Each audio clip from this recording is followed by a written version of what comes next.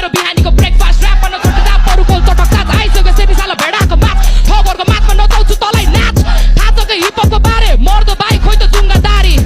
लगान बरु साडी सबै माथि भारी म एक्लै नारी काँधमा बोक्या छु जिम्मेवारी proud to be daughter of Gorkhali लेकिन किन तर्सेर हुन्छ दिमाग पार मनमा बस्न पाउन दिनु गाली तोर्पेको भागे रहेछ जोरदार ताली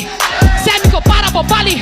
बोल्छु म रियल सिट बोल्छु म न डाटी बुझिराख चिनी राख कुरा दिमागमा राख तेरो रटेको धाक भयो होला सबै फ्याक भाइलाई रेस्पेक्ट दिएको लास्टमा देखाइदिएर चाक